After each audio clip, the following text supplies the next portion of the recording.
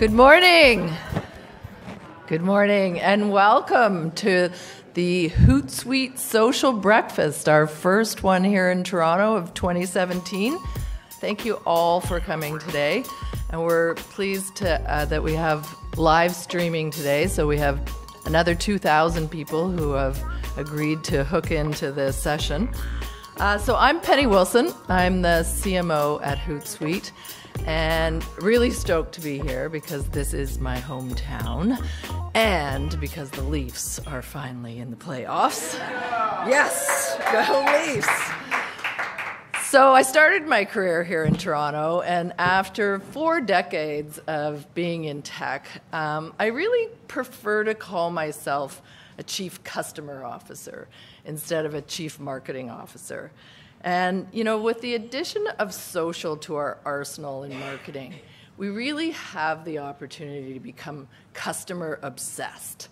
And, you know, social lets organizations harness the power of human connection at scale. And there's lots of returns from that. There's big upside. There's, you know, strengthening your relationships. There's developing brand affinity. And there's really delivering business results. And it's moved far beyond marketing. So social has moved to sales, to customer support.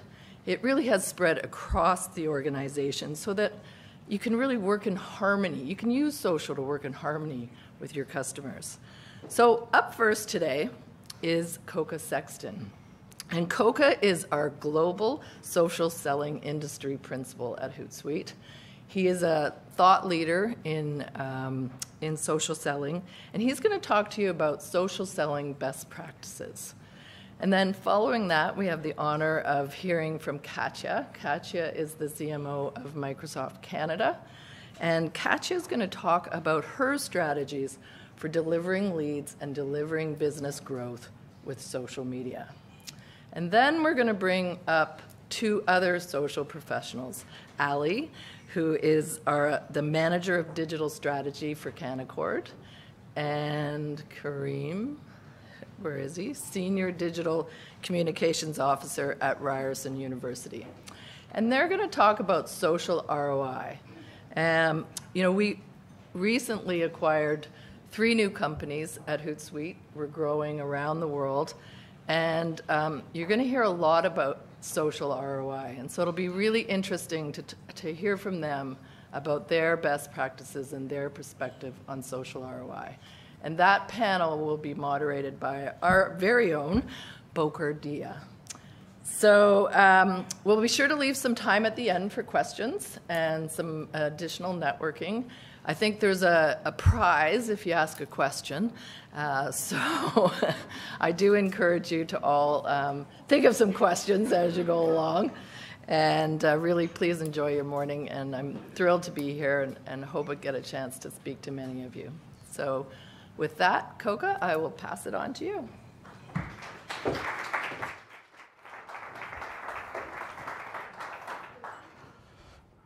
Good morning, everyone. I'm loud. This mic is going to need to get volume. So thank you for taking the time out of it today, and thank you for all who are live streaming to listen to today's presentations. As Penny said, my focus is around social selling, and so what I'm going to do is I'm going to give you a quick history lesson of my story, how I got started in this space that led me into Hootsuite, and then I'm going to go through the best practices that I have found over the years on how to enable and implement a social selling strategy within your own companies. And especially as marketers, as most of you are, how your jobs to empower your sales team becomes very easy, and you'll be able to track that ROI much faster. So first, the history lesson. I'm going to date myself here. Back in 1999, I got my first sales job. I sat behind a desk. I had a phone, I had an internet connection with a computer, and I basically had to call a bunch of leads. I had this love-hate relationship with marketing. Loved the people, great, wonderful people, still friends with many of them, but I hated what they did for me. Marketers back then basically bought lists, they did other things, they had a bunch of leads, they threw them over the fence to us salespeople and said, here, call them. To me, it was the digital equivalent of handing me a phone book. It meant nothing. I had a name, an email address, a phone number, and a title. And that was my job, was to call through these leads and to find people who were interested in selling my product. And it was a totally unsexy product. It was disaster recovery software, backup software. And back then, they actually sold software out of a box, if you remember those days. Because I had to find a way to generate my own pipeline, because as a salesperson, we were responsible for generating at least 70% of our own pipeline. Marketing was only responsible for 30%. And at 30%, you're actually doing a really good job as marketers. I had to find ways to generate my own leads. And being very nerdy at heart, I was an early adopter into social media. So in 2005, based on a recommendation of one of my colleagues, I signed up for LinkedIn. And LinkedIn, at that point in time, was basically an online resume, but it allowed me to connect with everybody I worked with, anybody I met at events. I started seeing this business opportunity of leveraging a social network to find business. And then in 2007, my world changed because I got introduced to Twitter. And back then, you could connect the two networks together. APIs were open. So at that point, I could see who was I connected with on LinkedIn and which of them had Twitter profiles, so I could follow them very easily. And anybody I was already following on Twitter, I could find out if they had LinkedIn profiles. So from my position of sitting behind a desk, dialing for dollars, I now had the opportunity to get a view into not just the personal aspect from Twitter, what sport team they liked, where they went on vacation, those types of things that people were sharing, but I also had the professional context. So when I made that initial phone call to a decision maker, I now had a wealth of information at my fingertips that allowed me to be extremely relevant to that buyer when I had that contact. Then, in 2010, I was in between jobs, and I switched to the dark side, as I call it. I got my first marketing job. And this marketing job was basically helping build a platform, or soapbox, so to speak, around social selling. Back then, it didn't have a name. It was called, sales tech, sales 2.0. I found this term called social selling, and I built it from the ground up. And we created something called Social Selling University, which was basically marrying the idea of where marketing fits within the social media stack, the social networking stack, and how that applied to salespeople. It was a big passion of mine. So I trained salespeople all around the world through Social Selling University how to leverage social media from a sales position. And then in 2013 is what I call when social selling went global. I got recruited by LinkedIn. Coming from this background of being an inside sales rep, I would have never imagined in my life that I would have the opportunity or the privilege to work for a company like LinkedIn. But they were building a social selling application called Sales Navigator, and they needed somebody to build the social strategy and content strategy around that, and that was in my wheelhouse. In 2014, Sales Navigator got launched, and LinkedIn as a company said, we need this for our company, because ironically, LinkedIn was not a very social company. So I moved through the ranks and became the head of social media at LinkedIn and helped LinkedIn develop the social strategy that it enabled and empowered the company to connect with even more members. Won't go through all the nuances of what happened in the last few years with LinkedIn between the acquisition, the stock drop. I said it was time for me to go. And as I was looking for a new home, Hootsuite came along. And Hootsuite was a very easy decision for me to make, moving from a company like LinkedIn. Because as you can tell from the graph, I have been using Hootsuite since the very earliest days of my social selling journey. I think I signed up for Hootsuite in 2009, and Hootsuite became a company sometime around Q3, Q4 of 2008. So I was extremely privileged to have the opportunity to help share this other story of where social selling is going. When I think of social selling, it fits within this new paradigm of sales and marketing. On one side, marketers are responsible for a very big job, and I didn't appreciate that until I became a marketer. You're responsible for lead generation, for mass communications, for brand awareness.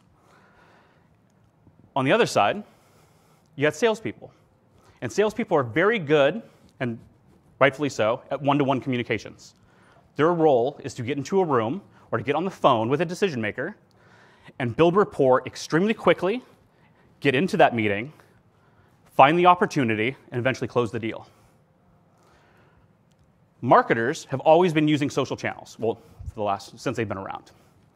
But salespeople had no idea how to leverage these types of technologies up until recently. So social selling shifts that paradigm. If marketers can enable and empower their sales teams on the same tools and technologies they're using, they've turned their sales teams into mini marketers.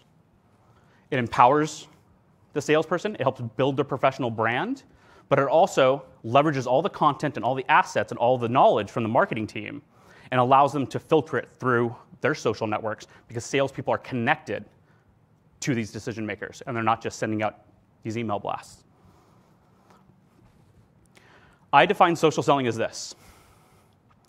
Leverage your professional brand to fill your pipeline with the right people, insights, and relationships. The wording in this definition is very specific.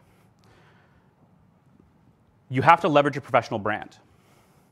As individuals, as professionals, everything we do in our careers, in our lives, has to do with our own professional or personal brand. And you may not think you have one, but each of you has one. If you go to your friends or your peer group and say, "What do you think of me?" that is your brand. And as professionals, your brand is what's going to eventually elevate you through your career. If you are well-known or known for being really good at a very specific task, people are going to talk about that. Within a sales role, our job is to fill our pipeline. And so how do we leverage that professional brand to fill our pipeline? And you do that by identifying the right people, using insights, and building strong relationships. In the early days of social and sales, we used individual channels. It was very isolated. I had one tab open for LinkedIn. I had another tab open for Twitter. Then as Instagram came on, YouTube, whatever it may be, they were all individual tabs. Why I started using Hootsuite was because it integrated everything. And I see that that is the way the world is going. Things are becoming a lot more integrated so that you don't need to have 50 different tabs open. You can have one view of the world. When I first started down this social selling journey, there was no data. It was a gut reaction to me that something had to be done about this space.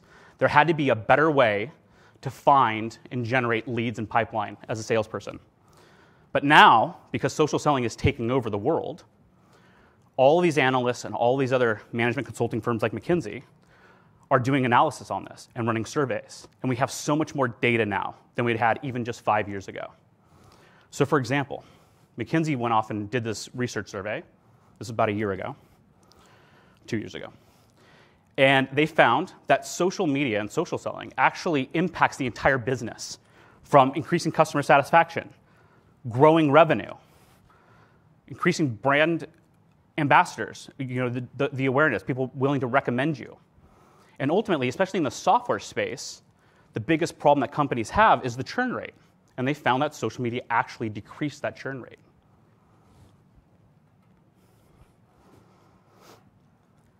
Most C-level decision makers use social media during the B2B buying process. It could be as obvious as them going online and saying, what do my peer group, my connections think about XYZ product? Or it could be, here's my pain point, what do you use to solve this problem? But they're online and they're asking these questions. And so as a salesperson, my job was to get in front of those buyers in these earliest of stages, because buyers are becoming self-aware. Buyers are much further along than salespeople are when it comes to using social technologies. When I think about social media and where the adoption is, we look at this maturity model. So on one side, you have these companies that are very low risk, hesitant to change. They are the ones who think that, hey, this has worked for us for the last 50, 60, 70 years. It's going to last the next 50, 60, 70 years in our company. But that's a losing strategy. The companies that are actually adopting this stuff and adapting are this movable middle. They've identified that there's a need. They've identified that there is a better way to do their jobs, and they're exploring this new process. So in this movable middle is where I spend most of my time. It's the companies who are interested and are actually developing the programs internally to find ways to build their business in this new digital era. But we come across many companies that are in this high risk, the expert phase. They are all in. They are investing heavily. They are cutting budgets across the board and investing heavily in digital media, digital marketing, because they know that that is the way the world is going, because they believe the pundits out there that are saying that traditional media is going away. The IDC did some research about a year and a half ago to explore this idea of social buyers and what makes them tick. One of the things that came out in this research was this, that social buyers spend more money on average than buyers who do not leverage social media. As an individual, this struck me very odd, because when I buy things, I'm always looking for the deal, right? When I buy clothing, when I buy electronics, even when I buy a new car, I am doing all the research on my own, and I'm walking into that lot and saying, this is the car I want, and this is the price that I want. I've taken all the power away from the salespeople in most cases. But in a B2B context, we find that that's different. And what I believe is that it's different because people aren't actually taking money out of their own wallets, they're spending the company's money, so it's a little bit easier. But what we have found is that companies are willing to spend more money, on average, if they're buying the right product. If this product or service is actually going to fill the need of their business, but it costs a little bit more, they're going to find the budget. And every company will, if it's the right product or service. They will cut it somewhere else and invest it into this new thing. Because most companies understand that buying the cheapest product isn't necessarily the best one, and they're going to end up having to rip that solution out and buy the better product in the long run anyway. What we also found was that these buyers spend money more often. So for companies who have multiple product lines, you have cross-sell and upsell opportunities. This is a huge advantage for businesses, for salespeople. Because if the buyer is leveraging social media and you have multiple products, once you bring them in and they become customers, you now have a better opportunity to educate them even further on the additional products and services that you offer. So they spend more money, and they spend it more often. As a sales professional, that drove me even further to go all in.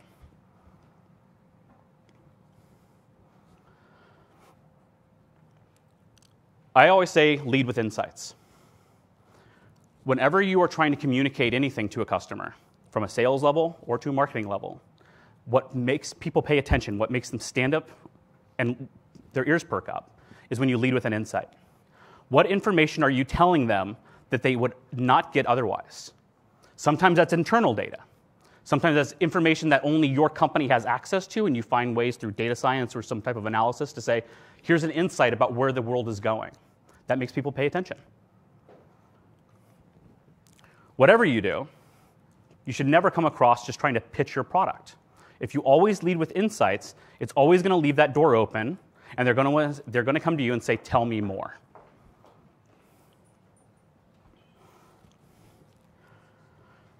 I knew this back in 1999, 2000, but it's just as true today. Cold calling is basically just a waste of time. And yet most companies still measure their sales teams based on number of dials and talk time. And there's something to be said to it, right? Volume does matter. But the quality of those conversations matters more. And how you're communicating with those buyers matters more. The typical issue was that there was no way to measure activity on social. But now, that's no longer an excuse. So when I talk to leaders, either sales leadership or marketing leadership about why they should be even looking at social selling as an option, when it's so hard to measure, I can point them to a dozen or more different technologies that allow them to measure this on a much more granular level. And once they start doing that, they realize that business is actually accelerating based on these social interactions. When I think of social selling, I built it into a methodology. And this is what I followed for many years now. It wasn't until most recently that I actually started building slides around this, because it was usually just a talk track that I had. But I'm going to say this multiple times during my presentation. Visibility creates opportunity. It has been my mantra for the last 10 plus years. It is, the more that I think about it and the more that I talk about it, it becomes this universal statement. It doesn't just apply in the social selling space. It doesn't just apply in my own professional life.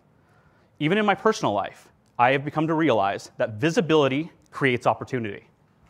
If you're not visible, nobody even knows you exist. If you're not visible to your friends in your peer group, they're going to forget about you, right?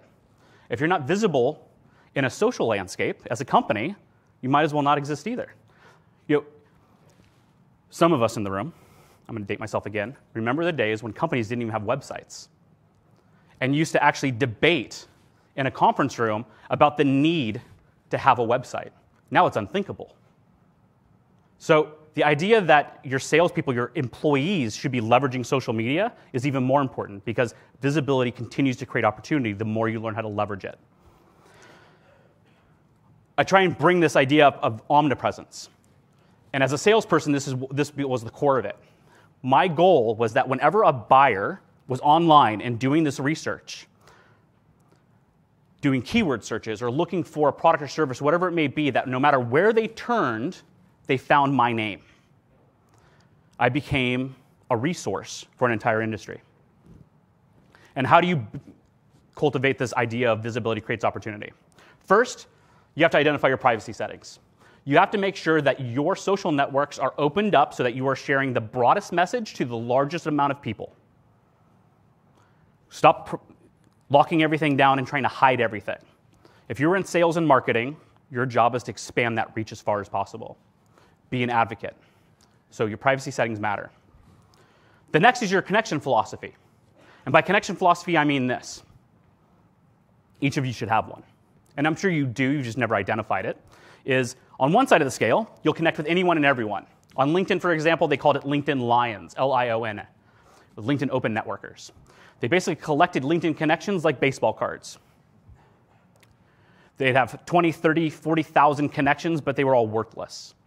They just like to see a big number. On the other side of the spectrum, you had individuals who would only connect with somebody actually after they had met them or shaken their hand and wanted to do business with them. As a sales and marketing professional, I am in the middle, but I lean towards the lion side. Because again, if I understand and I believe that visibility creates opportunity, I wanted to expand that reach as much as possible. And in order to do that, I had to build my connections strategically. So I didn't connect with everyone. I wasn't connecting with Java developers over in name the country. But if you were in sales and marketing, I didn't care where you were in the world, some value could be shared in some way, shape, or form. So I was able to connect with more people. Then you need to optimize your profiles. Does your Twitter profile actually say where you work? Does it use any hashtags relevant to your business or your industry? Does your LinkedIn profile draw people in? You have to optimize your profiles that when somebody gets that first view of who you are, it actually makes them want to learn more and click through further. And then ultimately, this all came down to your updates, the stuff that you were actually sharing. So you could have the greatest profile out there, you could have it all unlocked for the world to see it, but if you're not actually sharing anything, nobody's ever going to see you unless they're looking specifically for you. So you have to share great content, and that draws people in. Again, visibility creates opportunity. I've worked with many companies around this idea of resume to reputation. Most people, as I said, in the early days of LinkedIn, people created their LinkedIn profiles as an online resume. But it's so much more than that, especially now. Same with Twitter and other social platforms. How are you building your digital reputation online? How are you leveraging these social networks that you're actually spending time in as a way to build your own reputation? Because again, if this visibility creates opportunity, how are you building your platforms in a way that creates a reputation and builds you as a resource for your industry? The single greatest growth hack I learned early on was to drive as much traffic as possible to my LinkedIn profile. Does anybody here have a guess as to why? Bueller? You can put more stuff on it. LinkedIn is the only social network that I know of that allows you to see who's viewed your profile. The only one. And once I realized that, this was actually the catalyst that actually drove me to going all in on social. I stopped spending time worrying about what marketing was throwing over the fence to me. My day started with who's viewed my profile, and that was my call list for the day. Even now, when I'm in marketing and supporting sales teams, I still use that as my barometer of what's happening. Am I sharing enough content that's drawing enough people's attention to me to expand that reach even further?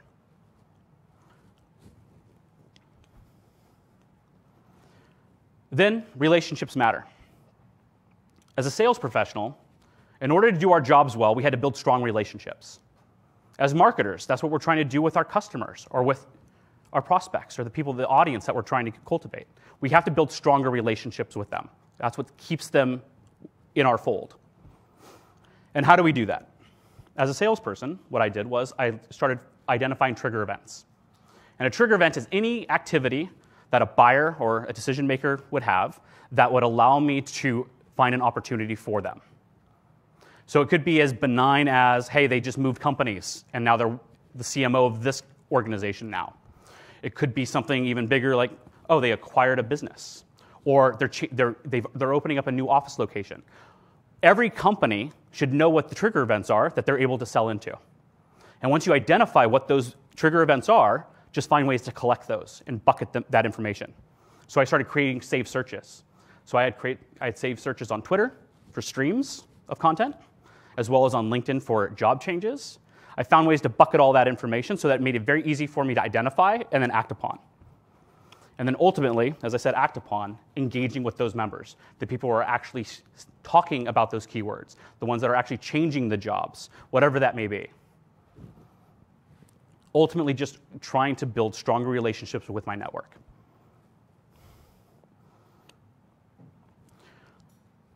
I think most of us can agree with this. Nobody likes to just be called or emailed out of the blue and have that other person on the other end have no idea what they're talking about when it comes to my business. We all appreciate it when a salesperson has done some research, either knows me and the things that I'm interested in, or knows the trajectory of my company and the pain points that I'm dealing with, or where we're trying to go as a business. Having some insights and having some information is always appreciated by the buyers. And the only way to do that, especially now, in this digital era, is to start following the breadcrumbs on social.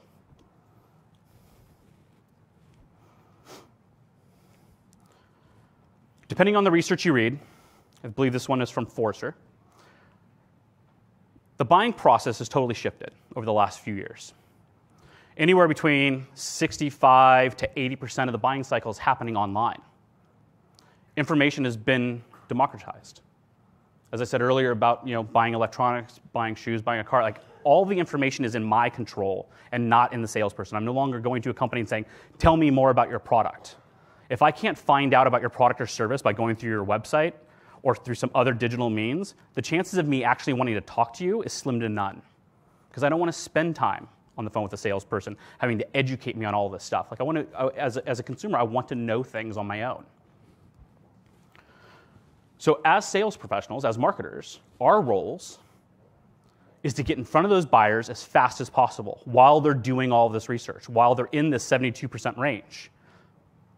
Because if we can get into those streams of them searching for information, the chances of them wanting to talk to us and learn more about what we're talking about is much higher. What we also found was that you're 5 times more likely to get in touch with that buyer leveraging common connections. The single most underutilized aspect of social selling is leveraging your existing network. Who are you already connected with that can make those introductions to the next decision maker at another company? In this digital age, we're all connected in some way, shape, or form within at least 2 or 3 degrees of separation. So who do you know that can make those introductions into that next business? How do you leverage those connections? If I were to reach out to Penny, our CMO, on my own, let's pretend like I'm not with Hootsuite, the chances of her actually accepting my phone call or answering my email is slim to none. She's way too busy. She's traveling the world. She's got her own work and her own initiatives. She's going to see my name, see my email, and she's going to hit delete right after she sees it. She doesn't have time. But if I leverage an existing connection to get introduced to her, the chance of her actually answering that email or picking up the phone and wanting to talk to me is extremely high because there's a relationship already built that we're leveraging. And then I get the opportunity to create my own relationship. And this is where all of you marketers come into play. Content is the fuel for social selling. Without content, as a salesperson, I really had nothing to share. There was nothing for me to be visible with. I was basically just curating content from all over the internet and trying to build my brand in that way. And it worked. But the problem is that I was sharing content that had nothing to do with my own company. It wasn't really specific to the niche that we were trying to sell into. It was just curated content. It was very general, but at that point in time, it worked. Now companies are all in, they're investing heavily in content marketing. So it's on the marketers to empower and enable your sales team to leverage the content that you're creating. From blogs, research, PR, even the entertainment stuff that you're putting out there. What are you creating? How is your company thinking like a publisher? Because ultimately, as marketers, that's what your jobs are. You are now media companies. Your role is to find ways to create content that can get distributed through digital channels in a way that draws people even further in. As a salesperson, my job was to collect all that information. Hopefully, or at some point in your careers, you'll be dealing with like digital asset managers, some way to bucket all this information, make it very easy for salespeople. And ideally, you've already mapped out your customer journeys in a way that allows you to say, here's the content that matters at the very earliest stages, and then all the way through to here's all the content that matters as they're ready to close. If you can map out that journey with content within your own organization, you become almost unstoppable because your salespeople know exactly what stuff to share and at when, because it becomes highly relevant to those buyers at that moment. So after you collect it, then you find ways to distribute it. Again, through some digital asset manager, through an employee advocacy tool like Amplify, whatever it may be, you find ways to distribute this content. And then as it's being distributed by your salespeople, you start measuring the engagement. From a marketing standpoint, you do it with all your fancy analytics tools. But as a salesperson, we'd look at it and say, who's actually liking, who's commenting, how many more profile views am I getting from this stuff? And then you find ways to engage with those decision makers as they come through.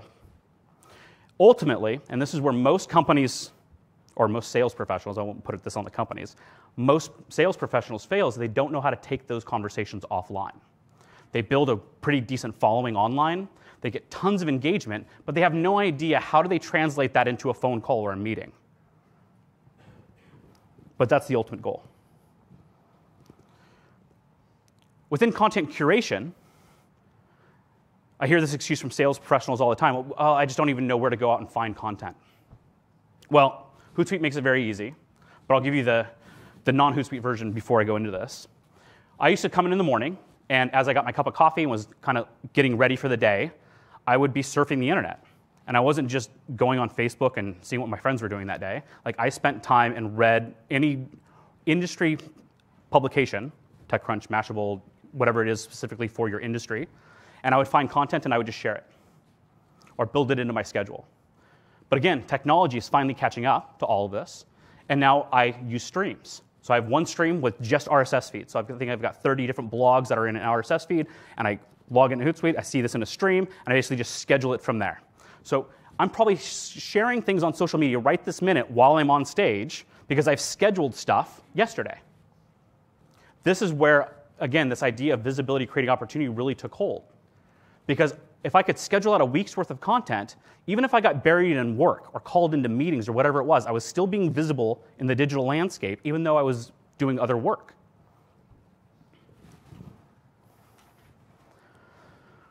Ultimately, it's about sharing value. The average decision maker consumes 5 pieces of content before being ready to speak to salespeople. Again, that 72% range, they're consuming about 5 pieces of content on average. Of those 5 pieces, how many came from your company? That's the question that you need to answer. If it's only 1 piece of content, what are the chances of that buyer actually wanting to talk to you? If it's 2 or 3, chances are much higher. If you can somehow get to this magic number of you are all 5, like you're a shoo-in at that point, right? But if the buyers are spending time and looking for the content, again, it's on the marketers. It's your responsibility to produce great content that drives these buyers into your opportunities, into your funnels.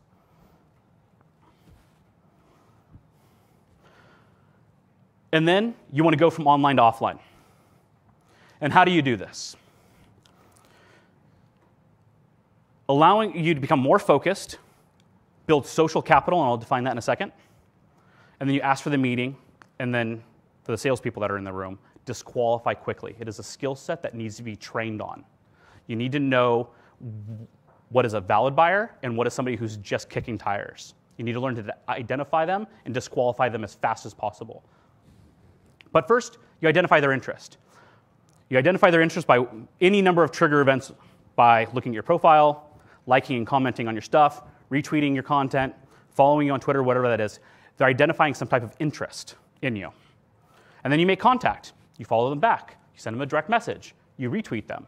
You send them an email. Whatever it is, you make contact with that individual. You do not sell them. You just make contact. Thanks for following me. Hey, really good to connect with you on LinkedIn. You've been sharing some really great stuff, whatever it may be. You never sell them. And then you build social capital. And it's a small piece of this whole pie, but this is actually a bulk of the work. Social capital is this. It's like a bank account. All of us want to save more money. So the idea is that you deposit more money into your bank account than you take out in withdrawals. It's the same thing in relationships. Same thing with our personal relationships as it is with our business relationships. We have to deposit more, add more value than what we're going to take out. So what I also say is that you need to add value in excess of whatever it is you're asking for in return. All great salespeople will tell you the idea of selling a product is to make sure that the buyer feels that if they're spending $10,000 on a product, they're getting $30,000, $50,000, $60,000 in return. Then it's a no-brainer. They're going to throw money at you because they think they're getting it for a steal. The same is true when you're asking for somebody's time, because time is a finite number.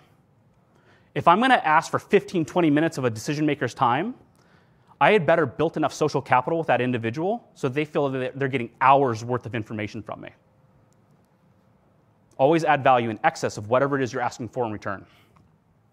And only at that moment are you able to then say, can I get 20 minutes on your calendar and talk to you about what we do as a company? That is the magic formula, so to speak, of taking it from online to offline. Within tools of the trade, this is my own sales tech stack. Obviously, there's Hootsuite. I'm a little biased now. But even before then, I used to say LinkedIn, because back then I was biased about that. But between Hootsuite, LinkedIn, Twitter, and then Google Alerts, not Google+, I had all the information I needed funneling into me because it allowed me to listen, which is probably the biggest aspect of social selling, is learning how to listen to your buyers and then ultimately how to engage.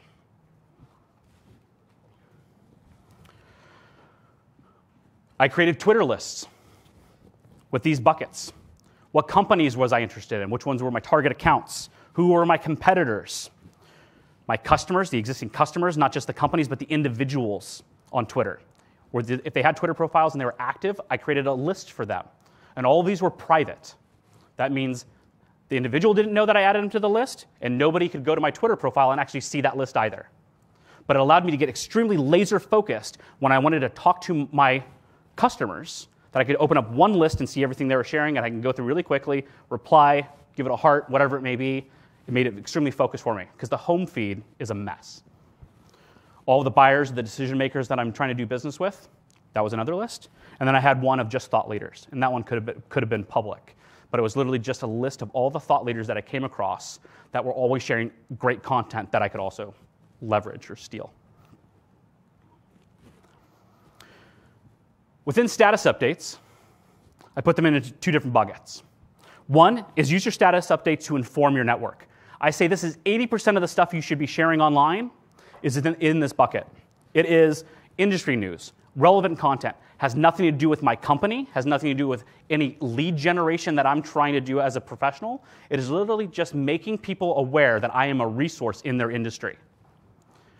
Because once you become a resource, more people start coming to you. Your network starts growing very fast once people identify you as a resource for this information. 20% of the content that I would share was around my company. So what status updates around press releases, blog posts from the company, content that was created by the company. Usually that was put behind some type of paywall or not paywall, or a gate, for generating leads, whatever it may be. And then I filtered this through, basically just shuffled that deck and said, okay, every 5 updates that I have around general content, 1 piece would be around my company. And using this cadence and then scheduling it all out allowed me to have a very omnipresent visibility with all of these networks.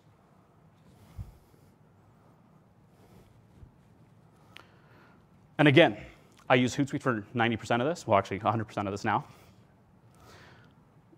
But the platforms you use matter, because the platforms are actually what empower you to do your job faster. Because as a salesperson, I still had to make phone calls, I still had to travel, I still had to have meetings. And the objection usually is, well, I just don't have time to do social. The reality is that you don't have time not to do it.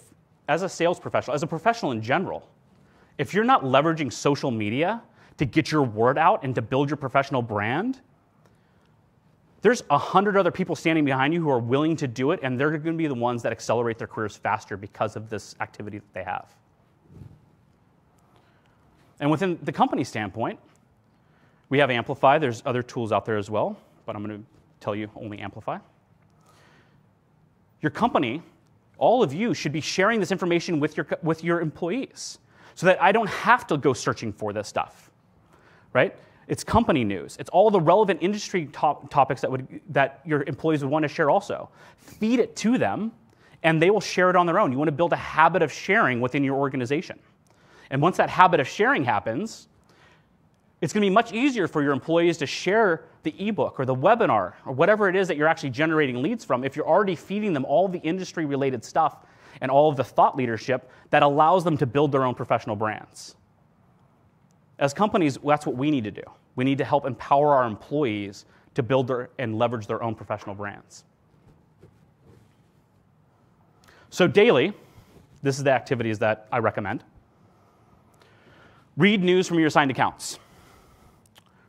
Read and respond to individual trigger events. Again, did they open a new business? Did they open new office locations? Did they acquire a new company? Did they move from Johnson & Johnson over to Unilever, whatever it may be? Follow these trigger events. And then interact with the social updates. Again, if you have saved streams for all this kind of stuff, it's very easy for you to go through and just like and comment and move through very quickly. Scan key trade magazines for interesting articles to share, and then post those articles online. Again, you have to build a habit of sharing. Then once a week, you should be looking for individual decision makers. Find the people, your peer group, other individuals and organizations like yours that you can connect with. And for the, this is very sales specific, but for the marketers in the room, I recommend you do this also. Who are your peer groups in other companies? Most of you are open to networking and meeting other people of your profession, right? I'm an introvert, so it's very hard for me to sometimes go out and extend myself to meet new people, which is very odd because I'm standing on the stage here. But if you reach out to them and say, hey, I see that you work at this company, you've been sharing some interesting stuff, I'd like to connect with you on LinkedIn, follow them on Twitter, wherever it is. Most people are open to that. I'd say an overwhelming majority of people are, because most people want those connections. Most people want to feel connected with their industry, with other people that share their same interests. Identify and start following industry-specific hashtags. So as marketers, we all know what hashtags we want to kind of dominate or what we want to be known in, but also know what the event hashtags are around your industry. Start feeding that kind of information to your salespeople so that they can virtually attend these conferences, even though they're sitting behind a desk. And then, this last bullet point I think should be a daily, but I put it in weekly because salespeople think this one's too hard. You should go through your calendar every single week. Who did you have meetings with? Who sat in on meetings that you were in? And connect with all of those individuals. Again, this is an extremely targeted group of people. You've already met with them.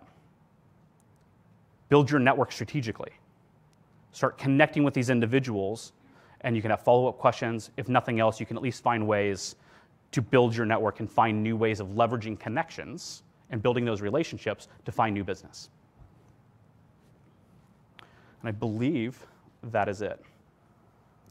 So I think we have a couple minutes for questions, yes? All right. Is there anything based on all of that that I can help you out with? Yes? Oh, hold on, there's a mic coming because we're live streaming this. Oh, over here.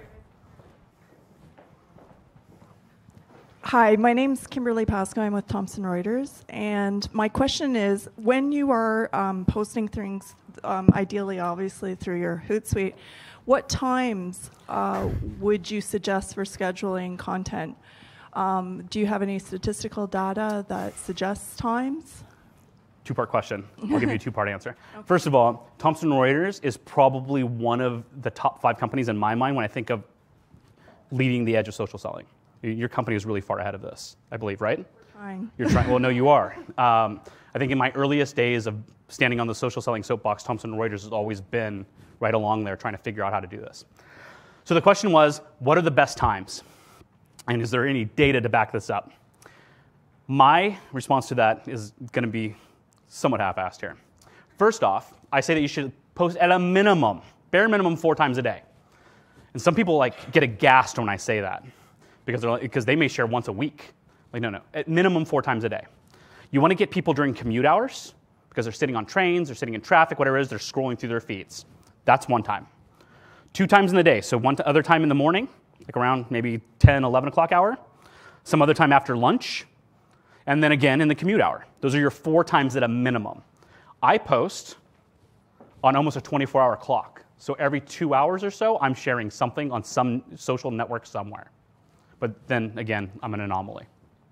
So the data behind that is different for every individual. And it'd be interesting to see what we can get from a Hootsuite data standpoint. But when I was at LinkedIn, we actually tried and dug into this. And the reality was this: there is no answer. Because when I share something, my network, if all of you are my network, is online at different times. And when you're online, your network is online at different times also. So there is really no way to identify a specific time for a large group of people. I could do it for myself. I could analyze my own data to see when my network is engaged most, but that's only for me. I can't give it to a wide range of individuals because of that unknown variable of when their networks are spending time online. Is it okay if I ask another question? Okay. My second question is, as moving forward with Instagram and Facebook using sort of a Snapchat feature, how effective do you think that is within marketing? And would you recommend using Snapchat or those features? So from a marketing standpoint, I think that the idea of stories has a lot of value. If that's Snapchat, Instagram, Facebook is now rolling it out. Eventually, I think Instagram and Facebook stories are going to combine. But I think there's value there. It's very hard to measure any ROI or any call to action through those. I think you can do it through Instagram. You can't do it through Snapchat yet. But that's really the measurement, right? Like, how many people are you getting to click through this? I mean, you can see some views, but that's just a brand play, right? Like, you want to increase awareness. The real metric, the real business value comes from, is it driving traffic to my website, which you can't do through Snapchat yet? Or are they clicking through and downloading something? Are they actually recapturing information?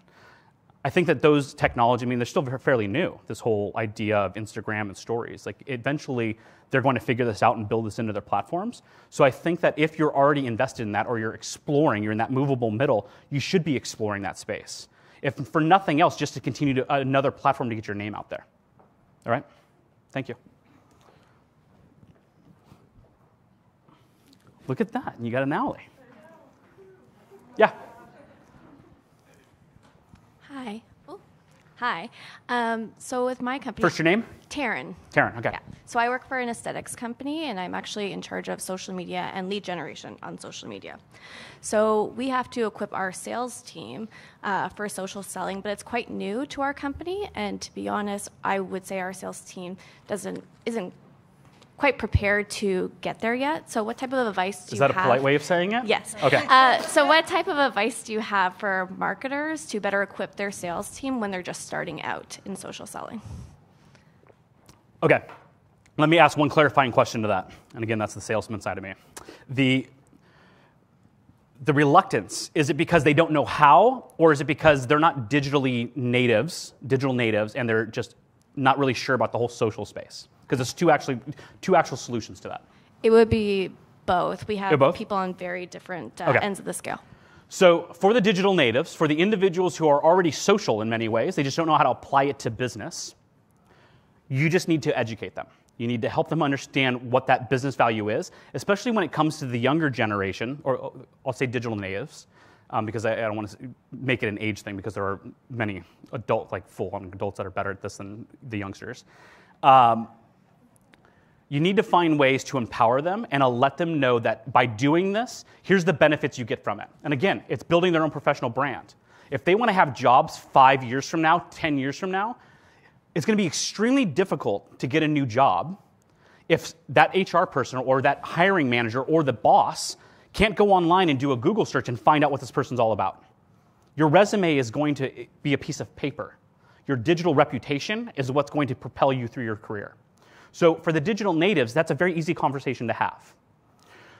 For the non-digital natives, the reluctance to change is, well, I've been doing this for the last, I've been in sales for the last 15, 20 years or so, and I don't have any interest in this. Like, I had a tried and true methodology that I've been following, and that's the only thing that I want to spend time in doing. The problem is that as marketers, you already have that data, right? You're able to show them, no, the reality is the dialing for dollars mentality, and most of your emails aren't being opened. You have to find new channels. And the smart sales professionals are going to realize that they have to adapt. The problem is that they need help. Like, they need somebody holding their hand and walking them along the way, which is why tools like Amplify make so much of an easier transition for them, because it's mindless. They go into an app and they're like, oh, here's all the content I need to share. Swipe, swipe, swipe, swipe, and it's just being scheduled into the Hootsuite, into their social channels. So you want to make it as easy as possible for them. But you'll have to build training around this also. And I think that's one of the things that most companies aren't paying enough attention to, is they're buying all the technology. You talk to most companies and it's people, process, technology. Those are the three things that people are always focusing on. They hire the right talent, or they hire the best talent that they can. They buy them all the great tools, and then they say, go do great things. But there's no training behind any of that. So you have to build like almost this culture of education. And some of it's internal, best practices, things that are working internally. But sometimes that requires you to go out and find some third-party training platform, it gets like social selling certified, on what are these best practices. And I'll give a little plug to Hootsuite's social selling certification. But the goal is that you have to train them, right? You have to help them feel comfortable doing this on a regular basis. And that is regardless if they're digital natives or not. So the best thing I would say you should do is figure out who your leaders are, who are the ones that are actually doing it well, and then create like a little tiger team where these individuals like start helping you build your best practices for your own individual company, and then start distributing that out as you start ramping up everybody else on the easy ways of sharing content. That make sense? Yes, thank you. All right. This is my last question? Yeah. All right, this is the last one. And I'll be sticking around, so if you guys have more questions, I'll be able to chat after this. Go ahead. Oh, well, I don't know. who has the mic? Oh, I have the mic, I think. Sorry. Thanks, Coca. Brendan Kennelty. And this I was tweeting with you earlier. Yes. Absolutely. I've been following for a while. You do a great job. A quick question. So with the clutter in the feeds and the platforms all moving to pay to play, I'm really curious what your thoughts are on sprinkling in paid media into this exercise, whether is the marketing team doing it on behalf of the sales folks, or of actually that is the sales guys portion. themselves. I get it. I know what you're saying. So marketers are at a huge advantage because you have money. You can say, here's a piece of content I want to share, and it could be a crappy piece of content, but I can get 1 million views on this if I throw a few $100,000 at it, right? Salespeople, not so much. I used to take money out of my own wallet to boost my own posts because I understood this whole idea of visibility. We will get to a time, and I believe it will happen in the next 5 years, because technology is finally catching up to all of this, where a sales individual will have either a budget allocated to them or some way to expense this budget to boost great content. Because I believe, well, it's well known, people buy from people. If I share something from my personal social channels the idea of somebody clicking through and believing that based on my recommendation is much higher than if it came from a logo, right? Marketers are going to figure out how to empower their employees to become the greatest marketers ever, because they're going to leverage the individual salespeople's channels, because again, salespeople are connected to the decision makers. They're going to learn to leverage those channels to boost them up. The obstacle is that most companies don't want to make their employees shine too bright, right? I think that's going to go away. I think employers that learn to embrace this idea of highlighting their employees on this massive scale, the same way that they do with their customers, they're going to reap the biggest rewards. So it's kind of a roundabout answer to your question. There will be a time where that becomes available.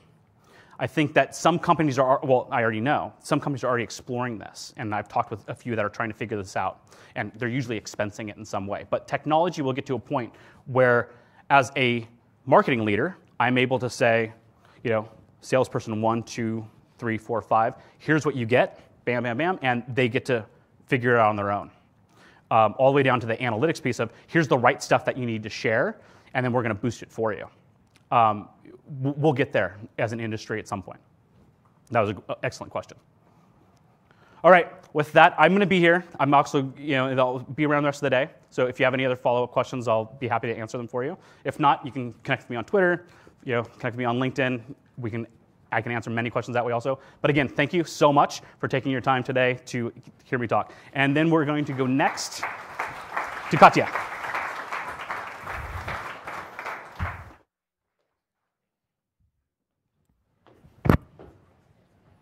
Thank you. Hello, everybody, and hello to the people who are online. My name is Katya. I'm the CMO, and I really love how Penny is describing her role as more Chief Customer Officer. So I remember this one. But still, I'm the CMO of Microsoft in Canada. I've been working in Microsoft for the last 8 years. And over those last 8 years in marketing, I've seen how social media has taken a place which has been always increasing, more and more important. Firstly, totally embedded into all we were doing, but more and more becoming a key pillars and independent pillars of what we're doing. So what I would like to do today is presenting what we are doing as an experience, how social media is embedded in our day-to-day work, and also how we are creating growth out of social for our own business. So on the consumer side, it has been pretty easy to make those connections. Especially on the Surface area, for example, we have on all our devices, we have a bunch of connections showing us how social engagement is creating traffic on our online website and how potentially some customer questions can be answered very, very easily. But on the B2B side, which is the bulk of Microsoft activities, it's a little bit more, it has been a little bit more a journey to make all those connections. I will start with some figures that describes how things have changed. But some of those data points will really make the connection with what Koka has been explaining before. So the first one is we acknowledge from IDC that 75% of buyers use social media as part of their acknowledgement and as part of their buying journey regarding product, brand, services.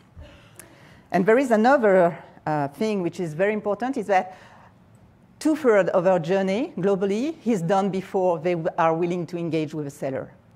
So that's why it's so important, especially as we're a marketer, to ensure that you have done all the right things, put all the right content and created all the touch points before this relationship is starting. Clearly, it means that old-fashioned ways to do marketing are about to be dead. So cold call, we mentioned it, email, which are arriving at the wrong moment, are clearly elements which are out of scope. More broadly, what I would like to do now is explaining how we have been transforming completely our marketing inside Microsoft. So over the last few years, we have been evolving completely the way we are doing marketing. We have totally transformed our platforms. But more importantly, we have integrated all of our customer touch points into our activities so that we can make this connection between what the customer is doing and what our sellers are able to do with all this information. So the first thing is clearly now the customer is deciding everything. He is creating its own journey, and it's our role to create a process where we are identifying this potential customer, we are creating the condition to create those touch points, and we are also creating some journey so that we can lead and nurture the customer where we would like to be. But he is clearly the one who is making the decision. Another point clearly is we moved away from single tactic to a multi-dimension tactics. This is very important because it shows how it needs to be connected if we want to have the full view of our customers. I like the 8-love relationship that Coca described between sales and marketing. I've been in marketing for a while, and I can confirm that's true. We really love the sellers. And we hate also when they are saying that our stuff is not bringing them any value because we are spending so much time to it. So the new paradigm in Microsoft is completely changing the game. When we are able to acknowledge to them all the activities that we have been driving with the customer, and the fact that through automation and through scoring, we are able to bring a lead which is documented, I would say, and qualified with a series of activity, it completely changed the game. So what we have done right now through this automation motion is that we have created this notion of marketing automated qualified leads, ensuring that we are not providing a volume, but a quality of leads. And it completely changed the discussion. Another thing which is really very important is, especially in a company like Microsoft, which is very big with a very, very large portfolio, we have tons of information about our customers. The challenge is how do we get a 360 view of those customers? And how do we connect all the dots between the silos of information that we had before? This is no longer the case, so that we're able, inside one specific customer, to know what is the status of their licenses, the consumption of the different products, and the opportunity of upsell and cross-sales. So gathering all those information regarding the customer insights is absolutely key. Another point is it has completely changed the relationship that we are having between Corp and the field. For decades, it has been fairly disconnected. Now we are in a world where it can't be disconnected. Especially for large customers who have worldwide presence, it's very important to understand who is doing what across the world. So I give you a very concrete example. In the manufacturing world, Hannover Messe is one of the biggest events in the world. It will be next week.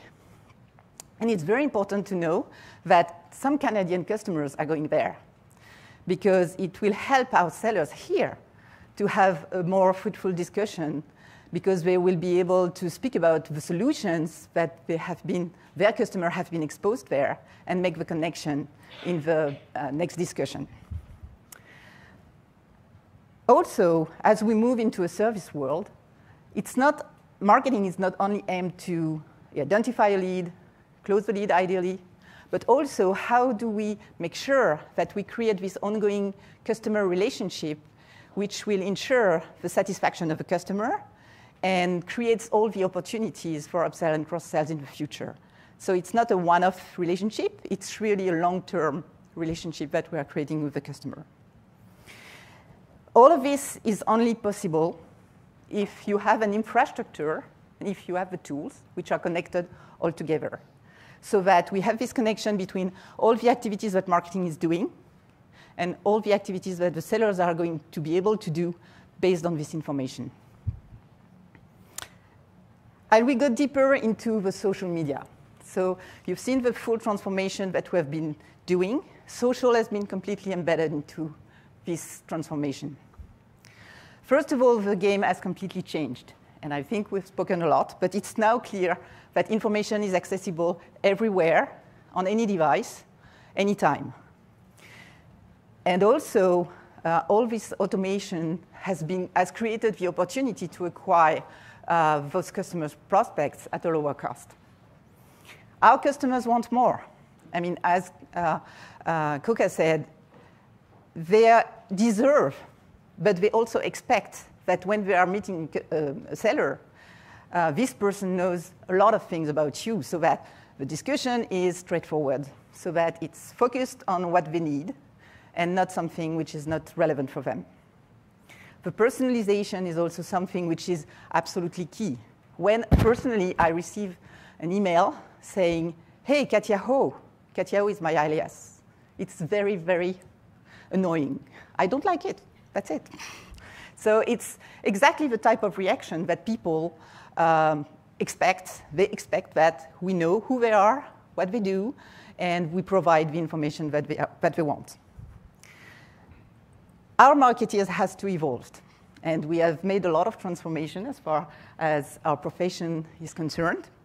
And the biggest one is really this notion of the fact that marketing is evolving from a cost center to a revenue creator. The collaboration between sales is absolutely key, and I'll go back on this one. And we have been engaging a lot of efforts and investment into the content, and we will go back on this one. When we wanted to set up for success in building this social motion at Microsoft, we raised several questions. The first one, which is the basic one, is what is the social ROI? So you will always have people saying, well, for me, it's very simple. Marketing, I put $1, how many dollars of revenue do I get? If you apply this to social, it's a little bit restrictive. We start to have more and more direct connection, but it's not so simple. It's not so simple also because social is embedded now into all the steps of the customer journey. So depending on the steps you are, the performance and the evaluation of this performance will be different.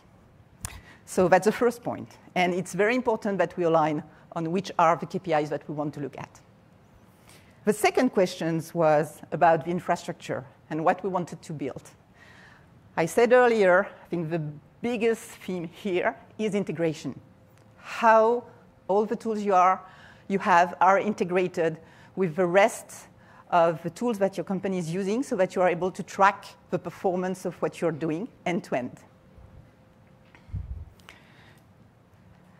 Everybody knows that social without the appropriate content doesn't mean anything. So I spent a bunch of time explaining how we think that content is absolutely key for our social strategy to be successful. Touchpoint. We have said that we are now in a world where, by definition, multi-activities is the way. We have multi-touch points with our customers. But as far as the social discipline is concerned, it's really important to map where those interactions are the more relevant and where they are the more powerful, with the appropriate content, obviously. One point which is related to the previous presentation, considering the fact that we have thousands of employees across the world, how do we empower them so that they become part of our amplification activities on a day-to-day basis? And the last one is, how can we build in optimization? This world is changing so fast. New networks are appearing very regularly. How do we make sure that we are leading edge every time? So I will start with this kind of mapping. We've said that social is not there only to create viral video and being trendy on the Twitter piece. This is actually something. And when we are announcing new products, this is definitely something that we are doing. When we are putting our brand as a thought leader, especially during the Women's Day, for example, it's important that we are using this type of measurement. But social is also very, very important at different stages of the customer journey. I will go to the customer service and technical support. As we are selling so many products and so many services across the world, we have thousands and thousands of messages every day asking some questions around our products. Our corp teams have created some customer service support on social, where we are able to redirect the customers that we are having in Canada. Our team is far smaller, of course. But it's also key to understand that when we are in this motion, what is important won't be the revenue, or won't be the reach, or won't be the awareness. In that case, it would be the satisfaction of our customers and the fact that they are creating more life cycle value. And the next step is when we are able, through social listening, to identify that there is a very positive sentiment that we are able to amplify, or where we are able to mitigate something which is perceived as negative, we are definitely creating some value with the satisfaction of our customers. But in the middle, and that's the topic of our discussion today, social is also a very good way to generate some leads and create some revenue. In that case, the indicators and the ROI would be very traditionally, what is the pipeline created and what is the revenue outcome? Here you have globally the journey that we are going through and this different technical stack that we are putting behind. Acquiring some customers, so starting from the prospection to the measurement of the success that we are having. And at each stage, you will see that everything is totally integrated, so that when it comes to our CRM, our sellers are able to see all the interactions which have been happened with their customer, with our marketing assets. So they will be able to know all the pages they have been looking for, all the contents they have downloaded, all the events they have attended, either webinar or in person, so that when they are calling these customers, they will have all the history of their marketing activities with us. And we are now in a mode where we are creating some testing and scoring of the social piece to integrate this into our main motion.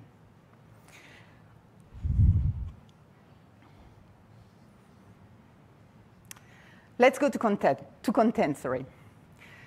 We all know that content is critical for having relevant and engagement with our customer through our social networks.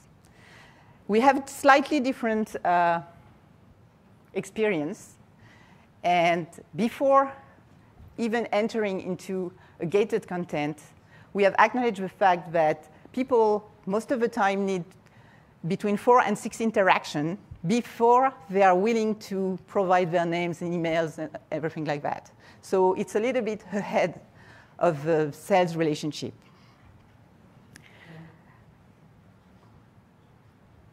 Why is it so important? Each of us receive roughly 1,500 advertising messages every day. On average, we will remember 50. And on average, we will only engage or act upon 4. As a marketing, at least our goal is to be in the 50. Ideally, we want to be in the 4. But it shows how big the challenge is.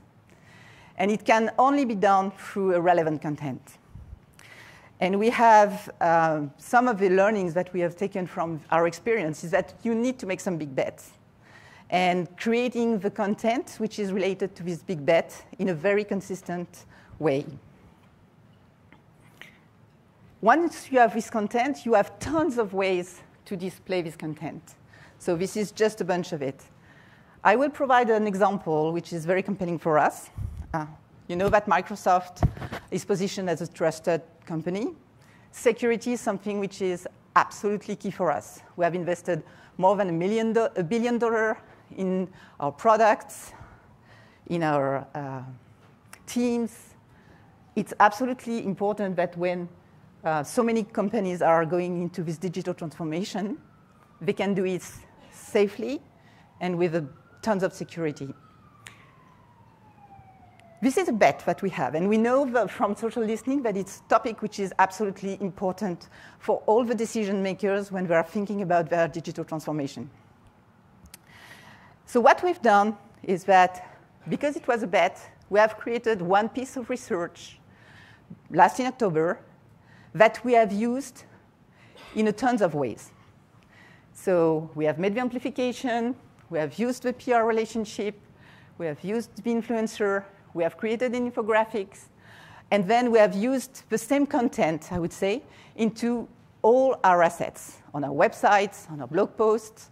We have identified the speakers internally, and we have also, of course, provided this content to our employees so that they are able to amplify.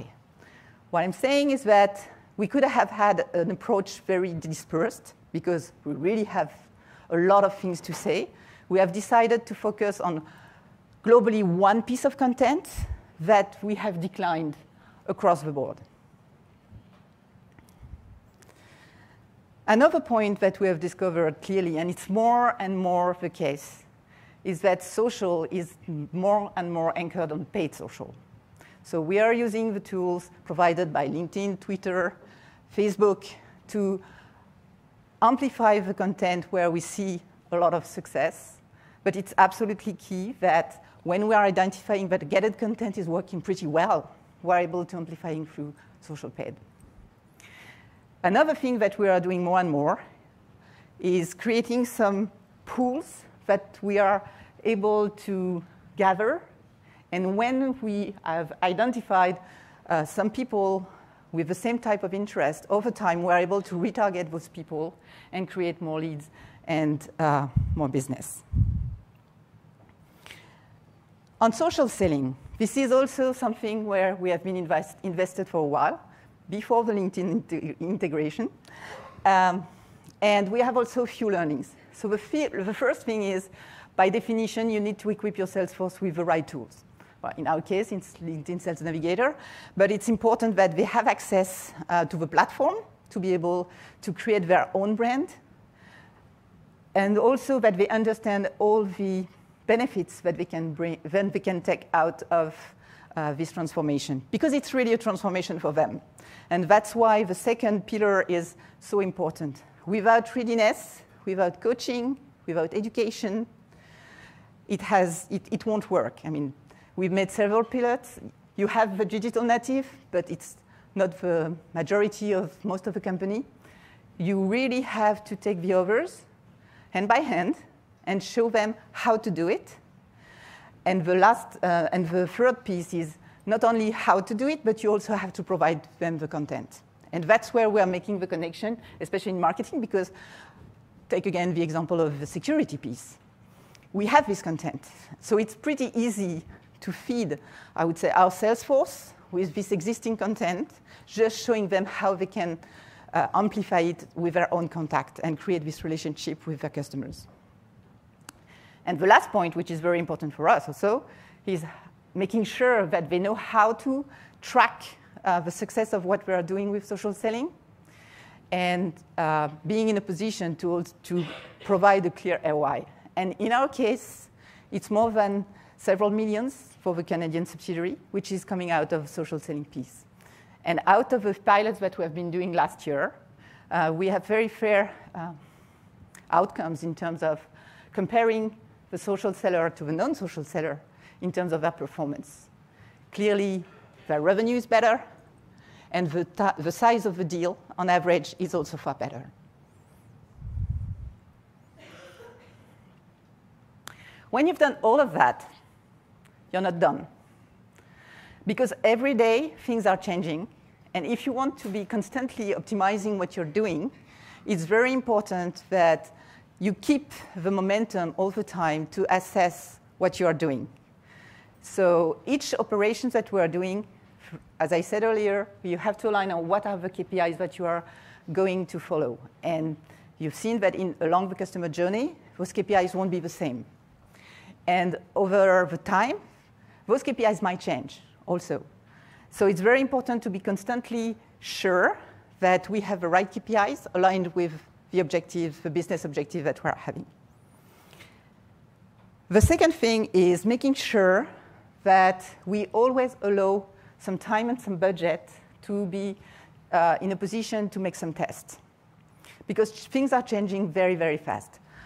I take this example of security again.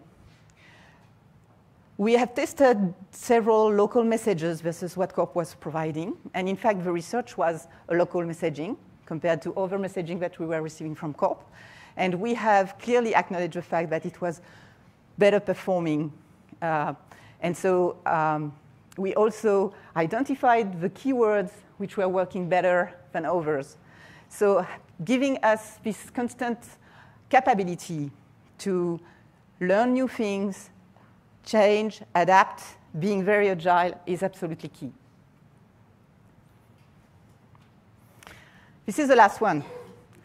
What is the key of measuring the success and measuring the fact that social is more and more a big portion of the growth of our business is making sure that we don't drop the lead.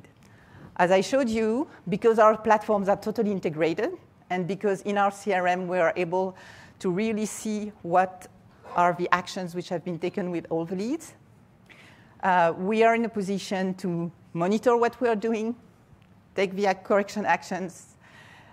It's all the more easy that we have data visualization, well, okay, you've understood. All our marketeers and all our sales leaders are able to see what's going on with the leads that we're creating. So it's very easy to take the actions and to make the corrections which are needed to constantly keep this momentum. And I think it's my last slide, so very open to questions.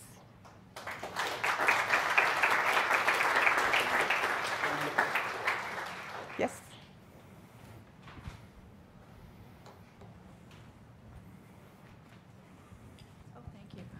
Hi, Katja. Thank you very much. I really enjoyed your presentation. I'm just wondering, Microsoft is a large organization with, I presume, a large marketing team, a large sales team, a large employee workforce, and the funds to employ agencies to help. What would you suggest for a smaller company that wanted to take an integrated model like you've been able to use and create at Microsoft and scale it for themselves and with a much smaller team? So I think we are using best of breed of the tools which are existing on the market. And most of them are cloud-based, so pretty agile to implement. And tools are also integrated with, so if we take Otsuite is integrated with our CRM Dynamics platform, which is pretty easy to implement. So I would say that it has probably been more difficult for Microsoft being so big and having data in so many places to integrate everything. So I think there are a lot of opportunities for smaller groups to be quicker with the integrated tools which are existing on the market. Thank you.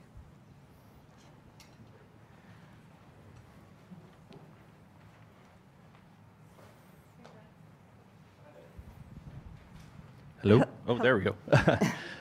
So you mentioned you talked a little bit about A/B testing with marketing, and I was wondering if you had any best practices for that.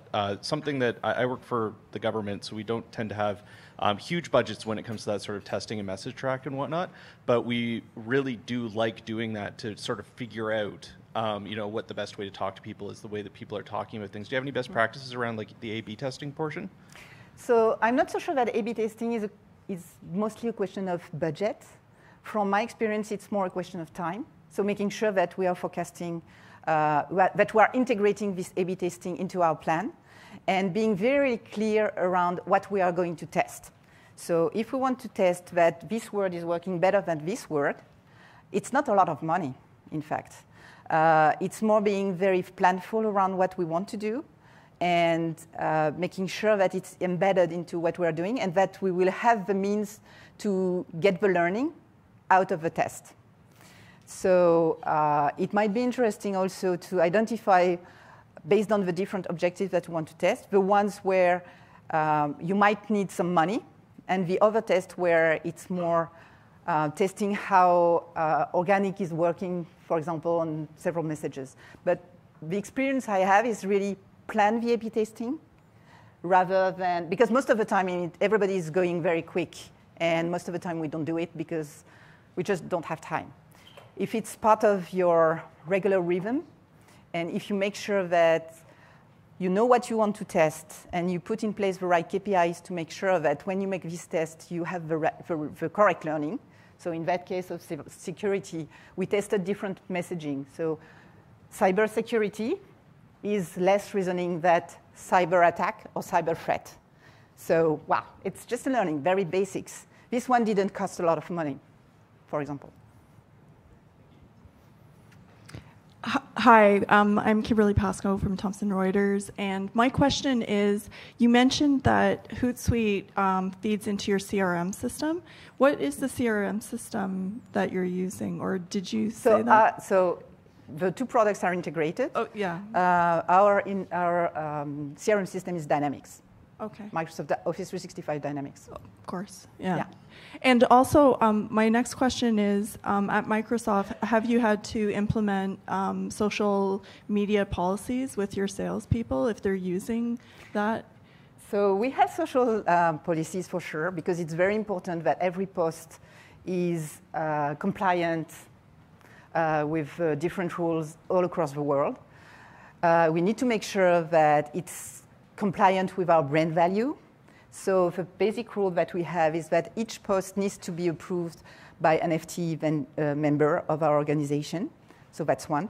As far as social sellers are concerned, we really encourage that they use the social content that we are creating. Okay, thank you.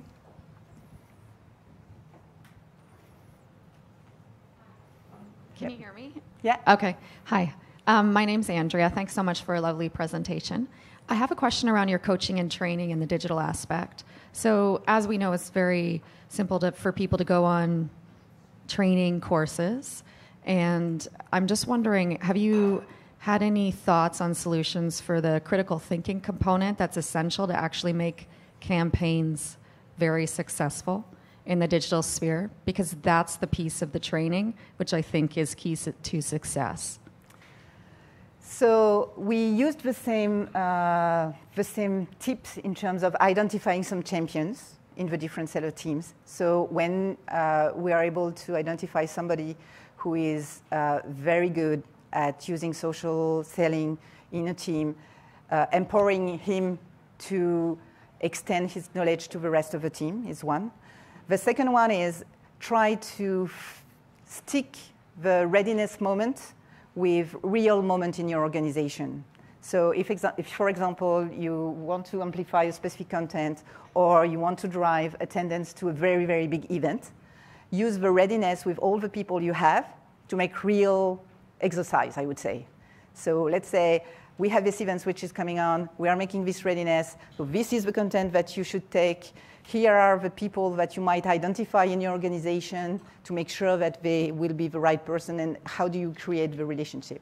So it's really taking all the opportunities to be as concrete as possible, because if it's just general statement and general comments, it's more difficult for people to really buy in and to get from the awareness to the usage. And in that case, what we really want is people using those capabilities.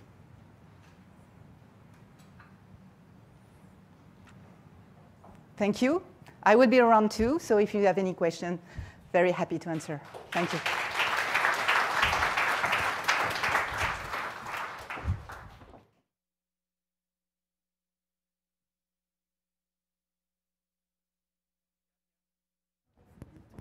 Come on up. You're not off the hook yet. And Kareem and Ali, please join us. Thank you. Have a seat. Thank you again, Katia. That was great. And I'll have a couple follow-up questions there. My name is Bokar, and I head up enterprise for the region at Hootsuite. And this is a panel about social media ROI. So I just wanted to welcome our guests as well, Kareem and Ali.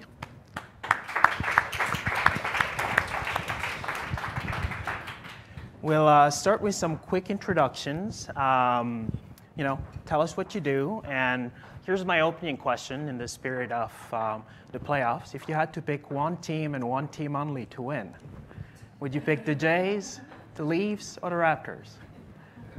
And introduce yourself first. Okay. That's the first question. Oh, boy. Okay. I'm Kareem. I head digital strategy at Ryerson University.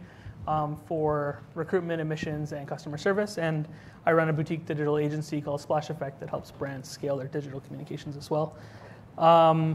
Raptors, because I'm a Habs fan. Okay. Okay. You really want me to answer this question? I do. You're gonna have to pick. You're gonna have to pick one. So I will do as my colleague, Raptors. For sure. Raptors. Wow. Yeah. Surprising. My name is Allie Adams. I head up digital strategy at Canaccord Genuity Wealth Management. So I'm responsible for all of our content from a corporate perspective, as well as all of our investment advisors across the country. I mean, I don't watch sports, so this is, again, an unfair question. I'll just go with Blue Jays because everybody else has said the Raptors, so I'm going to be different. Jays. Wow. I'm going to be unique. I wasn't expecting people to say the Raptors. I would pick the Raptors too. I don't care if the other teams lose. This guy's giving me a death stare, but that's okay. All right, so this is a panel on social media ROI, and I think it's a very controversial topic. If you guys didn't think it was, well, you'll find out today that it is. And maybe I'll start with you, Kareem, when it comes to social, and just kind of thinking more about the challenges first. When you think of the challenges you're facing there, specifically about social media ROI, tell us a little bit about why it is so hard to measure ROI. I'll bring up 2 points. The first is, how many people here went to university in Ontario? Okay, well, that's going to make this easy then. So you remember applying through the OUAC. So when we do content or anything on social, we actually have no access to the back end of OUAC, so we don't know if any of our content has actually spurred anyone to actually apply to the university. So we can't measure it in that sense, which makes it incredibly difficult. As good as our content is and it can drive them to a website, that website might not point them to the point where they've actually applied to our university. They might go to the OUAC and apply to UFT or something like that. Point number 2, and I'll ask another question. How many people here are interacting with the lower end of Gen Y or Gen Z? Okay, only a couple. Cool. Well, our big problem is now dark social and students and prospective students using avenues that we don't have access to. So back in the day, Twitter was huge for us. We would get massive amount of engagements. All of our customer service would go through there. Now we're seeing 20 times more interaction on Snapchat, and then also on private Facebook groups. What we're finding in our user journey mapping is, as she brought up earlier, is that students don't want to interact in those channels in that way. So there's private Facebook groups of incoming classes of upwards of 10,000 students. For example, we did a poll yesterday, and I just checked the numbers before we got here. We had 29 responses on Twitter, and we had over 150 on those private Facebook groups. And we can't measure those because, 1, the analytics aren't there for the Facebook groups, and 2, Snapchat doesn't give us anything. So those are our 2 biggest challenges, is dark social and pointing to a third party, essentially what is a sales medium that we don't have access to the analytics. Got it, okay. And Allie, maybe we'll move over to you. You've got a very different kind of audience that you're looking at and a very different audience that you're supporting as well.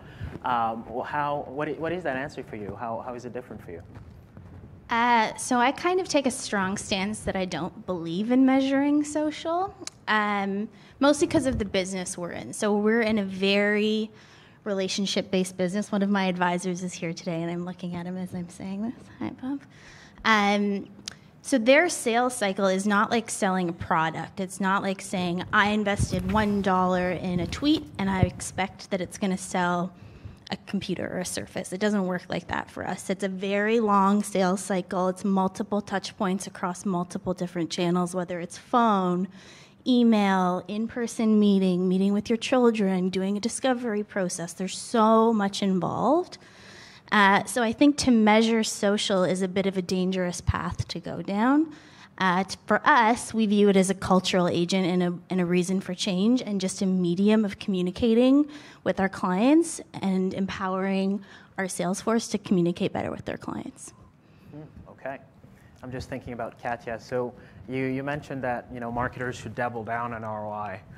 What do you think about what Allie just said? I did tell you it was going to be controversial. Go ahead. Yeah, we know that there are areas which are more difficult to measure than others. Okay. I think what is important is to be very clear in terms of what we want to measure first, because as I mentioned, I mean, depending on what are your objectives, you won't be measuring the same thing.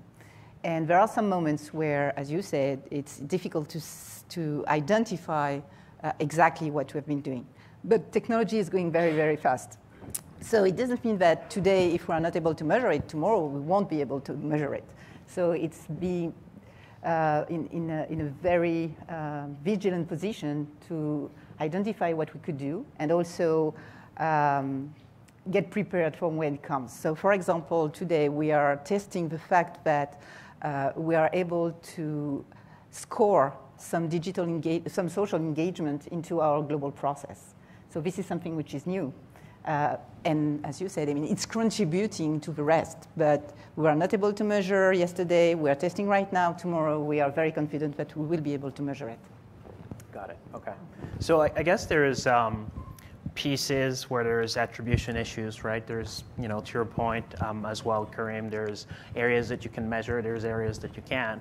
But I guess when it comes to social, it's about thinking about the fact that there are certain places, there are certain areas where measurement will make sense, right? And these are things that are guided by your strategy, and there's other areas where it might not make sense to think about certain KPIs. I guess, you know, let's talk about KPIs then.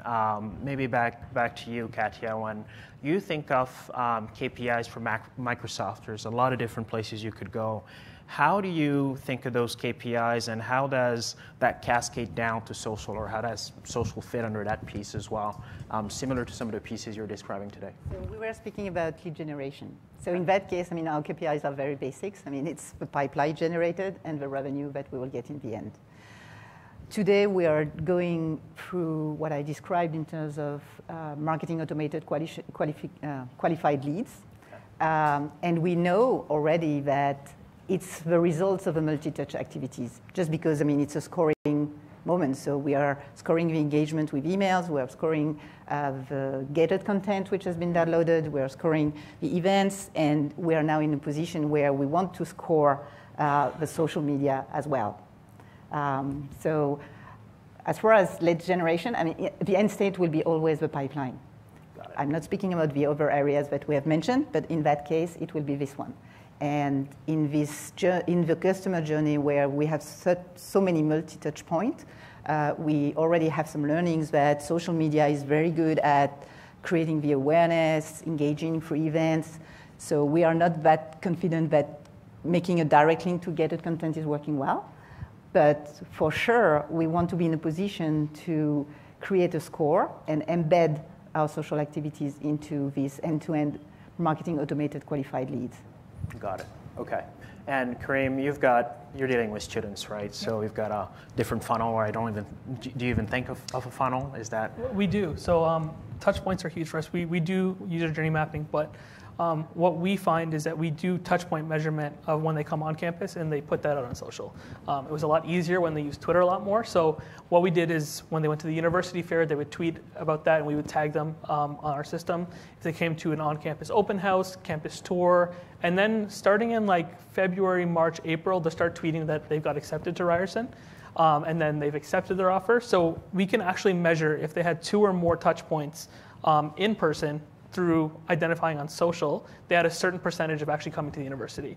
We base that on a small subset of actually how many applications we have compared to the amount of tweets went out, but it gave us some raw data.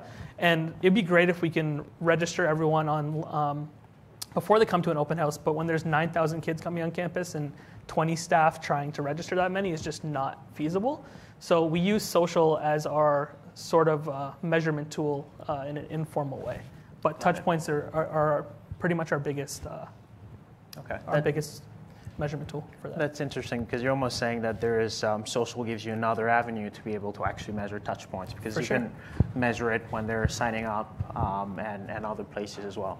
And Ali, maybe I know how you feel about KPIs, but at the same time, I think we're having conversations about your reps, and I think you've been able to see a correlation between the ones that are very active on social and the ones that have the biggest book. Can you tell us a little bit about that?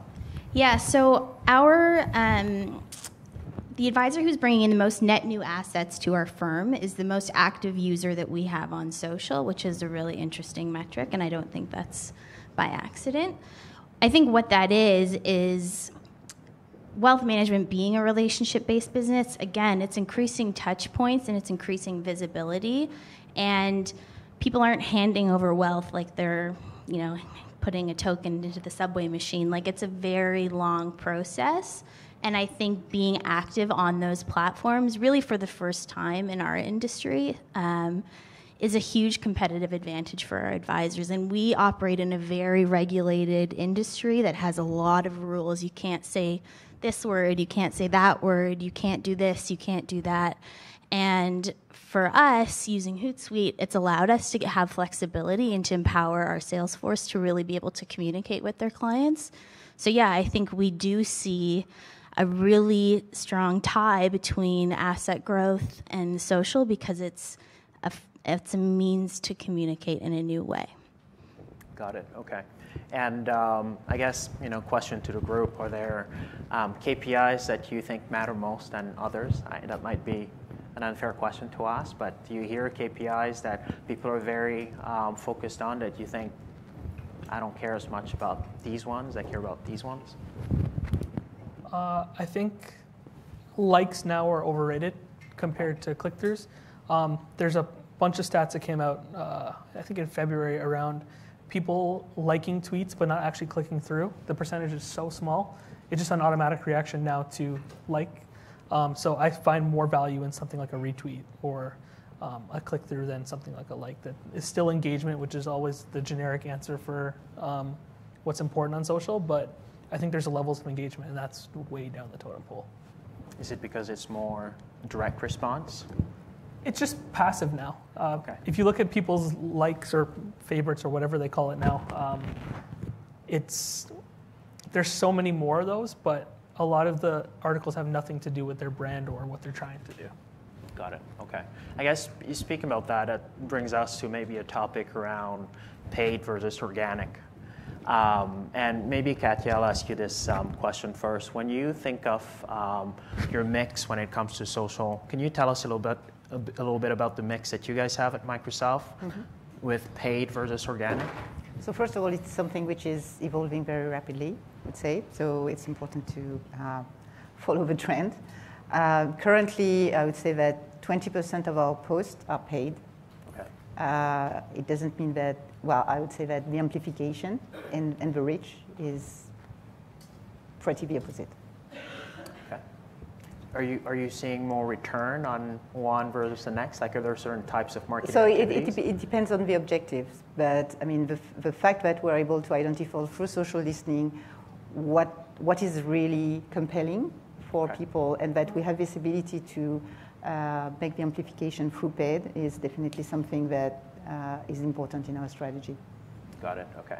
And I think Brandon asked a question earlier to Coco about amplifying or boosting content for advisors. I'm curious to hear your thoughts of that. When you think about paid, is that something that you think is the way of the future? Just following up on that question. Yeah, I mean, I love paid.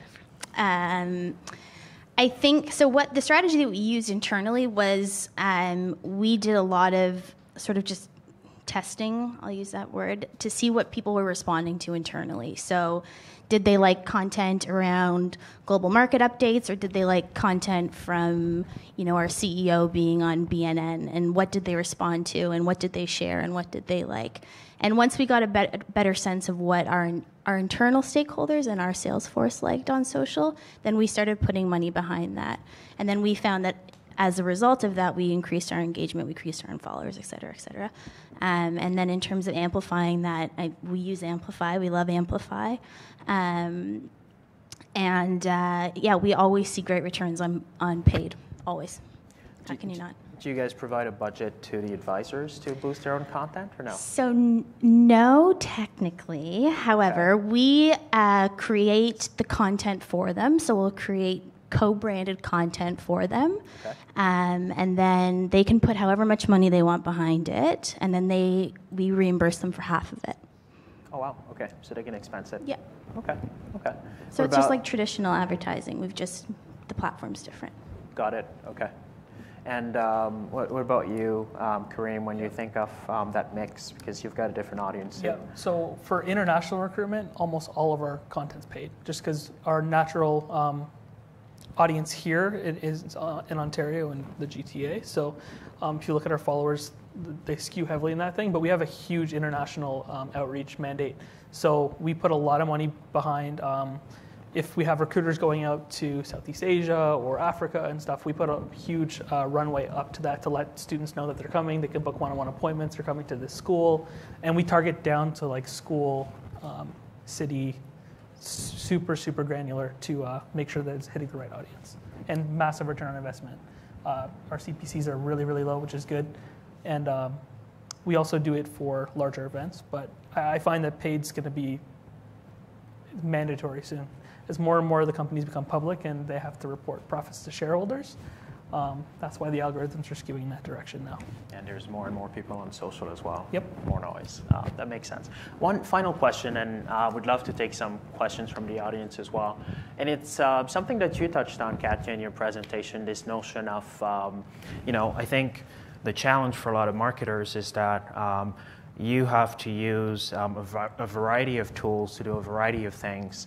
And once it comes to looking at data, that's basically all it is. It's data, it's not insights, right? So what are your comments on the infrastructure and the type of infrastructure you should have in order to not think of social as a silo, but something that is actually part of the entire mix when it comes to digital?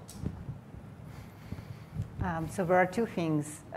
It's the platform, I would say, and our corp has been really working very hard into this integration of the different tools that we're using. And there is also the organization inside the companies. We clearly think that social activity is in a dangerous place if it's isolated from the rest.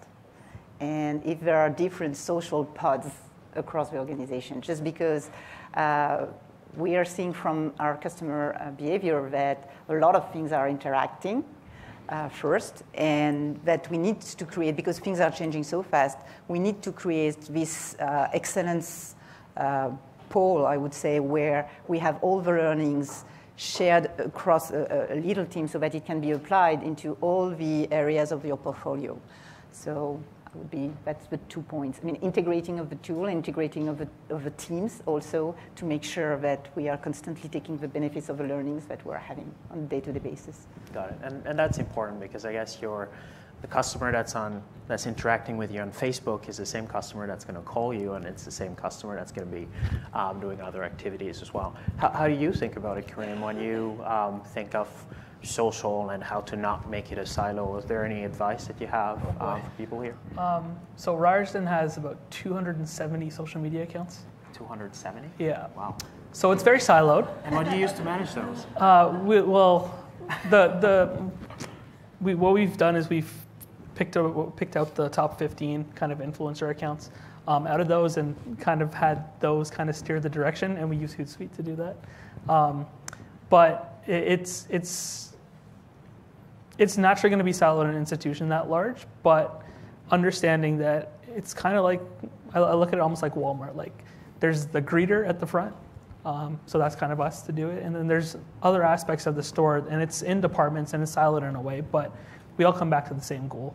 And I think that social is just embedded now. There's a reason that there's that many accounts, because one, our demographic are social savvy and they're social natives. So I think the industry we're in kind of leans towards that being a necessity, but it is still siloed in that way that everyone's kind of doing their own thing. Got it. Okay. And Ali, when you think of social and how to integrate it into the mix of the reps that you support, do you have challenges with integrating everything too, or? Yeah, so the average age of our advisor being 53 would, I think, sort of lend itself to understand what I'm up against in terms of education. So I think one, education, and this has been mentioned a few times today, is critical, but it's about changing people's thought process around what social is. And I think for us, people were like, whoa, it's like this mystery and everyone's out there, and like, how are we going to ever be seen if like everybody's tweeting at the same time? And there's so much more to social than like sending out a tweet. And I think what has been really important for us is to educate our C-suite, to educate our sales force, to educate every stakeholder in our organization and have them understand the value of social beyond just what a tweet is. And once they understand what it is and how it impacts our business, then it's a much easier sell internally, and it becomes less of a silo. It's like a telephone, it's like email. We don't measure those things anymore. They're just part of our corporate culture. And what we decided to do was make social a part of our corporate culture. Got it. Okay. We'll take some questions maybe. I want to make sure that we have some time to do that. Blue Jays guy that was giving me the death stare. I'm a Toronto sports fan, so I cheer for everybody. I'm Tyler Abbott from Sales Hub. I'm the director of social media here. Just a question regarding paid social. What platform provides the greatest ROI in each of your industries? That's a good question. Instagram, not even close. Yeah, well, and it's just very age heavy, right? That's what they're using to engage. But we run the same ad on Facebook and Instagram, and it's not even close. In our case, it would be LinkedIn. LinkedIn? Yeah, so from a corporate perspective, LinkedIn, since recruiting is one of our objectives, but from an advisor perspective, we would say Facebook because they can get very granular about where I live, if I'm married, et cetera, et cetera. Okay. I'm curious about you saying Instagram. Have you compared Snapchat, or I guess it's harder to measure on that? Snapchat's too expensive. Okay. Like we do geo filters for all of our events and stuff like that, and we got a lot of use out of it, but I can't see, if I'm paying money, I want to get down to the deeper numbers, and you can't get there yet. So, in time, I would put money in Snapchat over anything, though. Got it. Okay. Hi there. I'm Stephanie Barrington from Well.ca. And I'm wondering, this is a question for the panel. What do you think the most important skills a social media manager should have?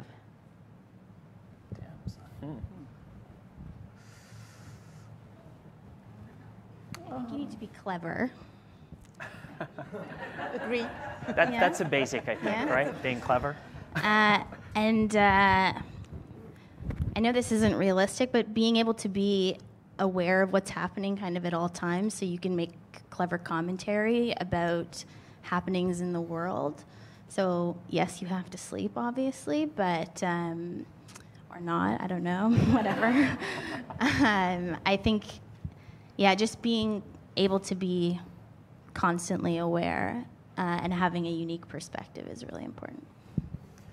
I would say that it's an area where we are facing the fact that we really need people who are having the two legs of this modern marketing piece, which is very data-oriented people and getting, as you said, able to get the insights very rapidly, and at the same time having people who are very conscious about the content piece and the storytelling piece, which is so important to make the connection and the performance.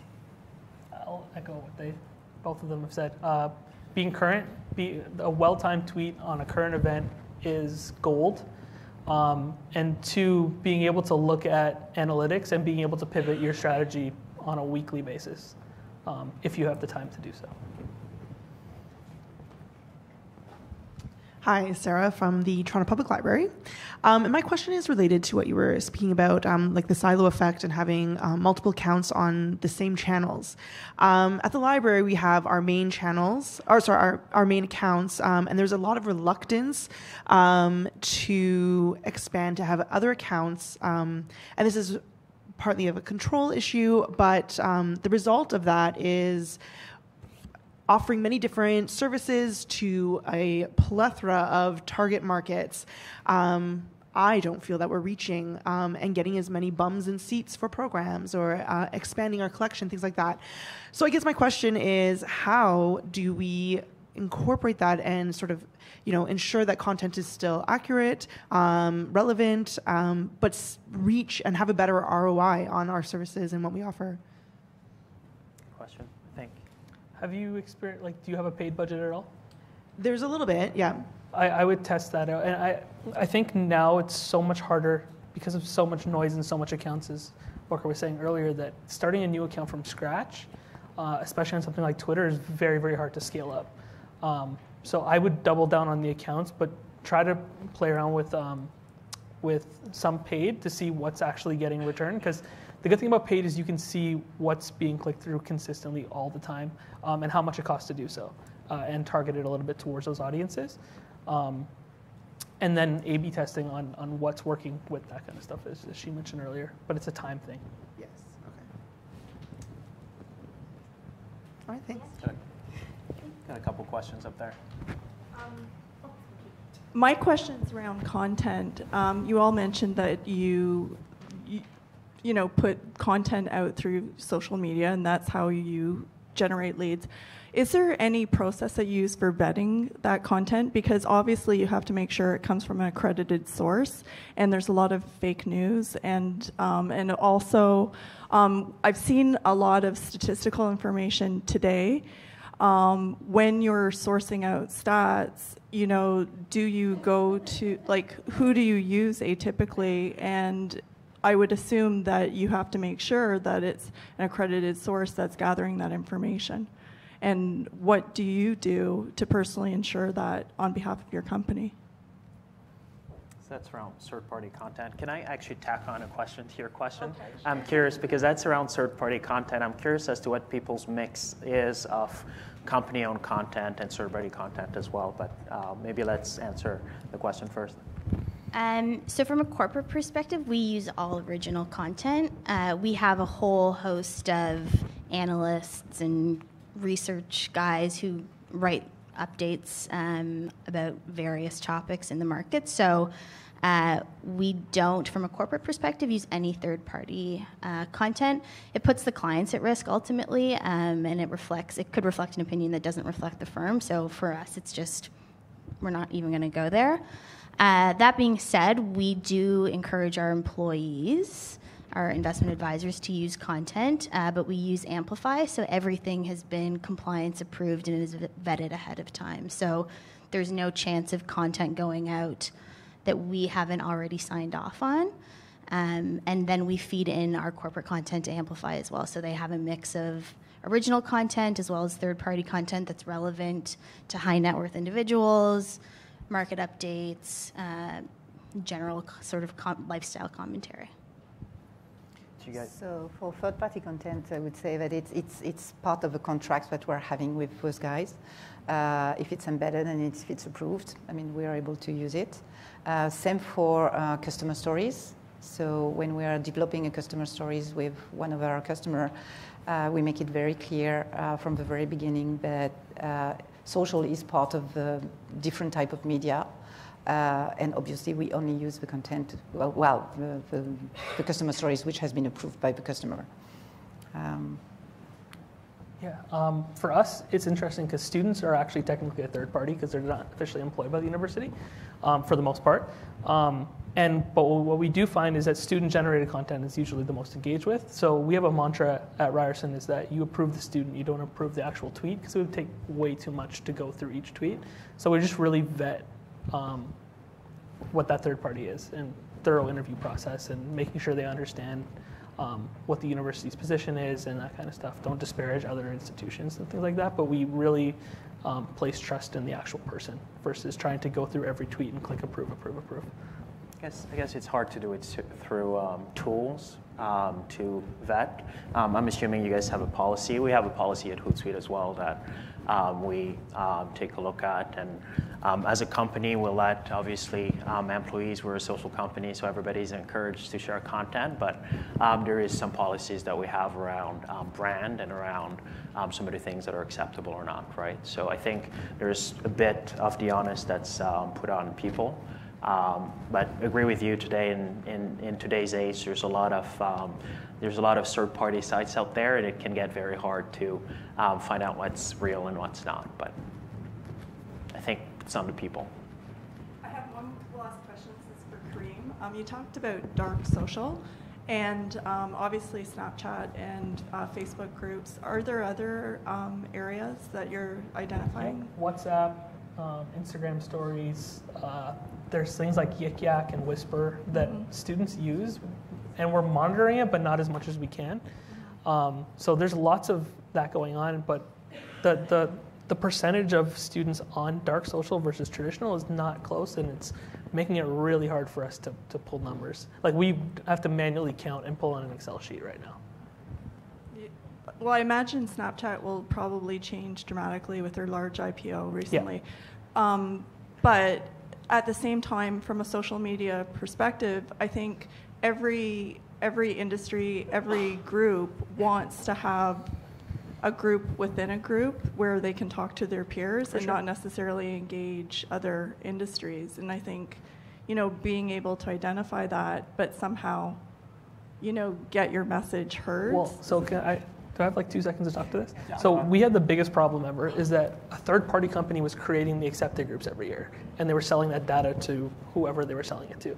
And we could not get into those groups. Anytime we would get in, they would boot us out. And this happened for the last 4 years. So this year, we actually created the group and embedded it into the acceptance letter. So we finally have control of this group, and now we can put our messages. So like, we're asking user journey questions within that group, and we're never able to pull data. But before, it was the biggest problem we could have, because there was 11,000 kids in there getting answers that they can actually, like, they wouldn't go to us for answers or questions, they would ask their peers, and they were getting incorrect information, and some of them lost their acceptances based off that.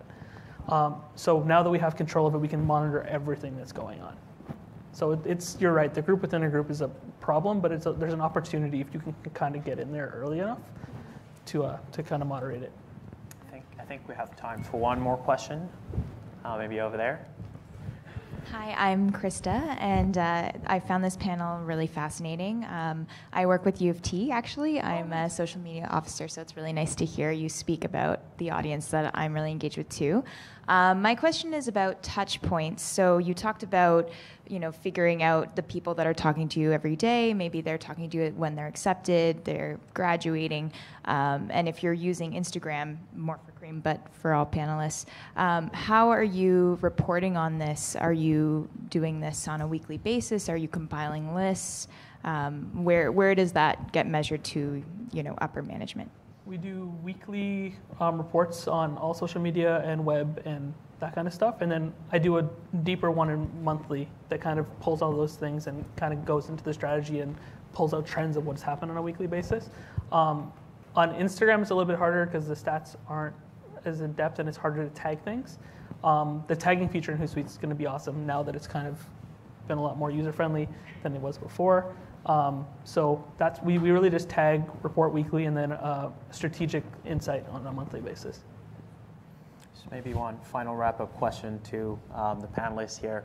3-5 years from now, how do you see social and ROI evolving? And maybe we'll just kind of go down, at least starting with you, Kareem. Does anyone watch Black Mirror? I've asked somebody a question today. Yeah. So I feel like it's going to be like that episode with like social currency being associated with people in some sort of way. Not that creepy, but I do think that wearables and stuff like that will be integrated into this, where you're going to know everyone's shopping habits and things like that. And it's going to be scary as hell, but I think we all need to jump on the bandwagon. Okay. As far as I'm concerned, I'm looking for, we are expecting more and more integration of artificial intelligence into the social space, integration of bots, as we expect to have more and more volume of activity and tons of opportunity to keep this personalized relationship, but in a more automated way. Got it. Okay. Artificial intelligence is actually a major threat to the wealth management industry right now, currently, and I think it will segment the market a lot. I think you'll see millennials engaging in the marketplace in new and kind of exciting ways, and I think that information about one's personal finances, I think that'll just be an interesting thing to keep an eye on and what happens with that, and Blockchain is a big thing that's coming in as well, and this is all very like pie in the sky. But I think a lot's going to change, and I think a lot of information is going to be out there, and a lot of I think people should be, I don't know, excited. What else can you be at this point, right? Scared. It's exciting. Scared? Yeah. Excited. Yeah. All right. Well, I wanted to thank you guys and thank our panelists. We'll hang out downstairs, and a lot of us are going to be downstairs as well if you want to ask more questions. But I wanted to thank Kareem, Katya, and Ali.